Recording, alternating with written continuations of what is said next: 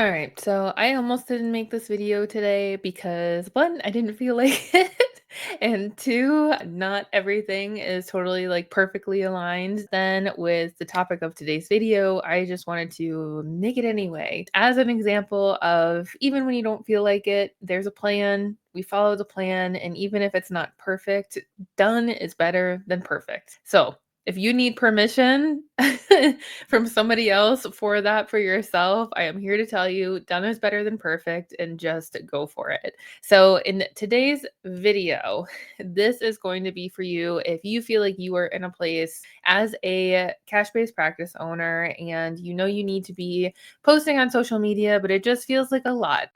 Like it just feels like too much. And what we really like to do at DPT to CEO, which is our business coaching program, and just like in general, something that I like to help people with is making marketing approachable. Like something that is easy and simple to fit into your schedule in order to grow your business. And we go for like bars on the ground, like so easy. It would be like silly not to do it as our starting point so that we can get going and actually start to put ourselves out there. Because the worst thing, and I hate to see this, is that somebody who has just a ton of passion and, has this dream that they've had for months or years, decades to start their own business and start their own practice. And I hate to see somebody just like not able to start it or work on it because marketing for them feels so overwhelming. So, like, if you're in a place, especially with social media, which is what we're talking about today, where it just feels like too much and it's like too hard to get started on, in this video, I'm going to be sharing with you at least 5 specific practical things that you can do to help make posting to social media easier, more approachable, and with the intention and the goal of helping you get started and making this a regular, like daily, weekly, monthly routine for yourself with your marketing strategy as little overwhelm as possible so that you can work on finding your ideal clients without the burnout. So, if you're new here, my name's Morgan. I'm a physical therapist and a business coach for physical therapists and other healthcare providers who are wanting to start their own practice because they want a better life for themselves, for their family, and they want to treat patients the way that they want to treat patients, and provide a really high quality healthcare or health and wellness experience. So if that's you and you want help getting your practice started or getting to your first 5K, 10K month, we'd love to talk to you. We would love to help you. And you can find more information about our program down below as far as what the next steps would be. We can set up a time to talk and figure out if the program is a good fit. Okay, so let's get into this video. So if you're in a place where you're like, oh, I just like don't know what to do for social media, or I feel like I need to be posting every day and I just don't want to be on social media that much, the good news is you don't have to. And we're going to go over some specific strategies in this video to help you with that. To get started, and we are going to primarily talk about Instagram in this video because at least at the time of this recording, that is the primary platform that we are using with students in our program and what we suggest for most new practice owners. One common question that we get is, like, how often should I be posting? Do I need to be posting every day because I don't want to, but I do want to be using Instagram? And so what does that look like? And we usually recommend to start off with, of course, like something. Like if that's just like once a week, do that. Do that for 4 weeks in a row and build up the habit and build up the consistency and then move up to 2 times a week. Ideally on the platform, and I just looked this up, Instagram and social media professionals typically recommend posting somewhere between 3 to 5 times a week on Instagram.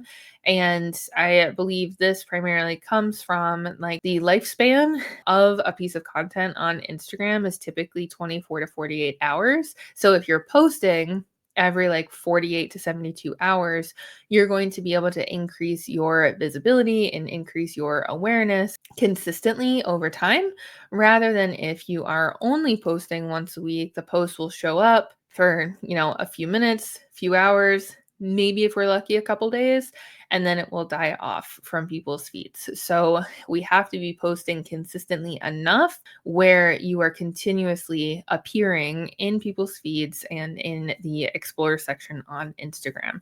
So that's why it's 3 to 5 times a week. The next piece to it, so like, step one, level one is always just like post anything.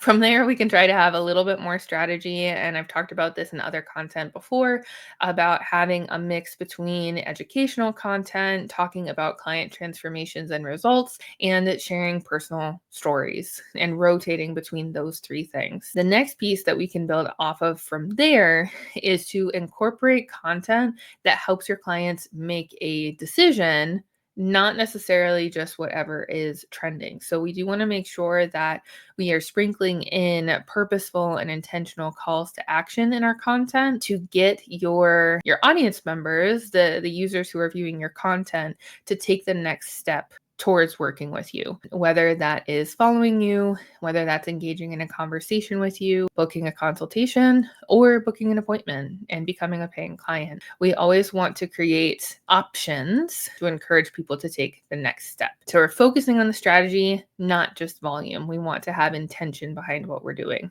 And number two, kind of going off of that as well, we also want to create content around engagement. So the platforms and the algorithms really like, of course, if you are there and interacting with people.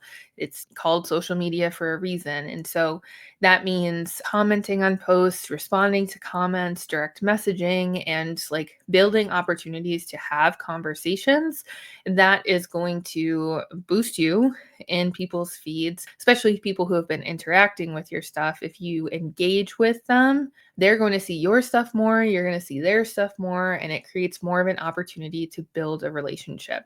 So it's not just about creating a feed post or creating a reel, but it's about what you're doing on top of that to create engagement. If you don't know what to do exactly, like those are some specific things. So like following the people who follow you, starting conversations with them, commenting on their posts, of course, authentically, and not being like super salesy the first time that you ever contact somebody, but just creating an opportunity, opening a door that is going to help you. And if you want more specific examples on how to create engagement on Instagram, please leave a comment down below and we can put together another video on that. And the thing that I want to suggest to you here, because this is something that we talk about with our students, is having some kind of purposeful time set aside on a daily would be the ideal, but at least business days daily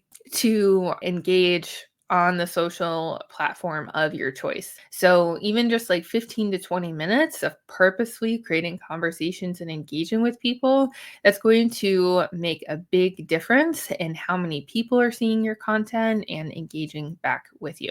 And so a couple of things when it comes to using social media to market your business, I'd love to know down in the comments whether you are a practice owner who has an online business or an offline business or a mix of both. Using social media is going to have like a little bit different of an angle depending on the type of business that you have. Local business, it's often about creating visibility and familiarity. You're trying to stay top of mind for your local community.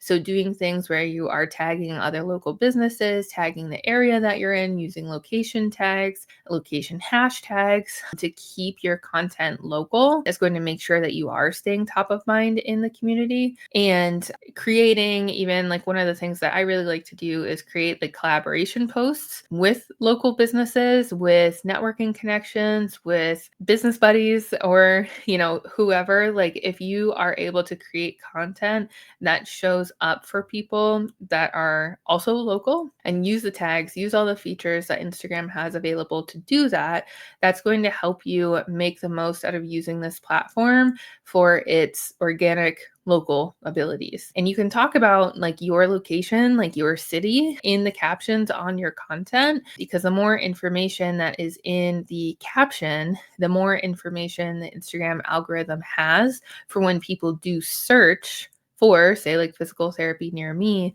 if you have a lot of content surrounding physical therapy in your local area, you're more likely to come up. And that is on SEO or search engine optimization, which is another topic for another time. And with online businesses, everybody and their mother has an online business, right? And so with our businesses and our practices, we have to do something to obviously create visibility and awareness and stand out, but we need to show that we have authority and credibility and build connection. And so if we are able to create content that is helpful and valuable and showcases what it is that offer solutions to your audience members without asking for anything in return, you're going to be able to build trust with strangers online and build relationships so that people feel comfortable buying from you. Your content needs to be more value driven and clear about who it is you serve and the problems that you help people with. And so that's why I'm a huge fan of doing YouTube because it's so searchable, as well as having a blog on your website, because you are going to attract people who are solution oriented because they're searching for help with things. And it's going to be easier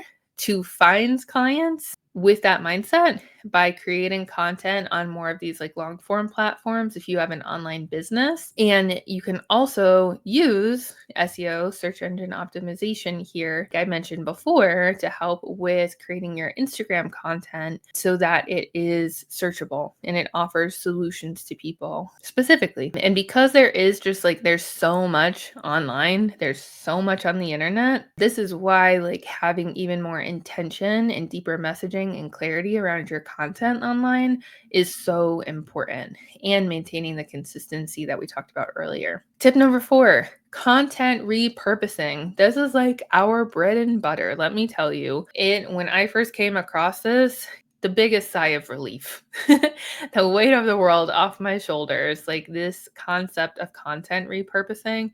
And we can always do a more detailed video on this if you'd like.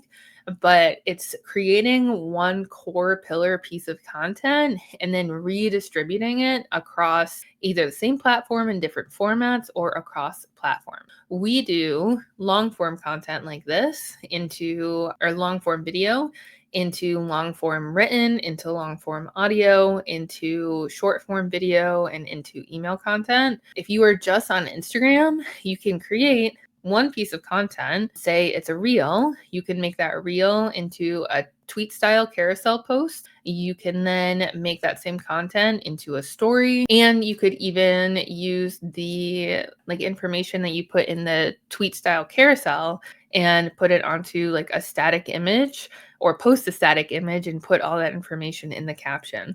So you can repurpose the same idea multiple times. And so with the schedule that we had talked about, you could even theoretically just have one piece of content, quote unquote, piece of content, one idea per week, and then just reformat it and repurpose it into multiple different formats across Instagram. So let me know what you think about that, because that's a thing you can do.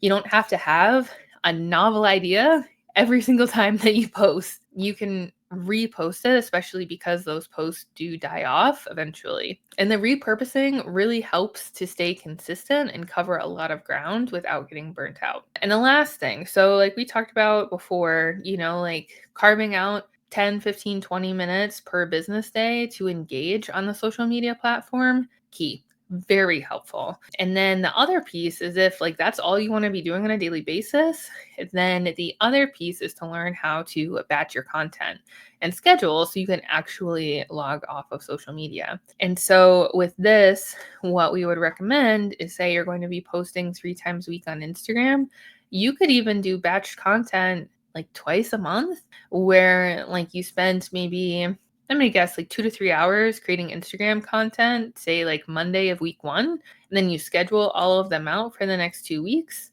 And then Monday of week 3, you do another 2 to 3 hours of batching content and schedule them out for the next 2 weeks. So then that way, you don't have to be on the platform creating content every single day. You can pre-create it, schedule it, and then you're good to go. And that is a nice place to be, to just log into your platform and see all of your content has been published. And you can use tools. We use Meta Business Suite for all of its The positives and negatives. We use it to schedule our content right now, and there are like more sophisticated softwares that you can use, or like I think Canva allows you to. There's softwares like Later, and the content is just being posted while you are busy, like in your life or working with your clients, and then you don't have to worry about it. And eventually, when you're able to create a routine and a system and a schedule like this, social media becomes just like part of the same regimen on a regular basis, and it doesn't become like this huge monster burden that's like looming over you that you know you should be doing, because it just becomes part of your regular routine. So, to summarize, we talked about so far today, how can we like create content on social media without feeling like glued to your phone all the time? Set a schedule, pick something that's realistic for you, and stick to it. Stick to it for like 3, 4 weeks, because you can always adjust from there. You can batch create content and schedule it out. You can also repurpose content, so you don't have to have as many ideas all the time. Just repurpose the ideas. And then highly suggest creating or carving out time on the daily in your business days to engage on social media. And remember that there is a little bit of a difference between like local marketing and online marketing with social media. And if you're a local business, you really want to make sure that you are capitalizing on as many of the features as possible on the social media platform to help your content show up as locally as possible. Because if we're not highlighting the location, like the city, the state all the time, it's going to be really hard for people in your local area to find your business. So I hope this helps. And now that we have several tools at our disposal to help make getting started with social media and your practice to just make it more manageable and less overwhelming, if you're in a place where you're like, yeah, this is cool, but I'm having a lot of trouble getting started and I have so many questions about what it is that I should be doing, and if only somebody could just tell me what I should be doing, we would love to help. Honestly, even if you're not sure if you are like interested in business coaching, you can always schedule a consultation with myself or one of my team members. We're happy to have a conversation and just learn more about you and what you have going on and see if there's anything that we can do to help. So you can find all of the links, all of the information for that down in the description below. And I look forward to seeing you on the next video.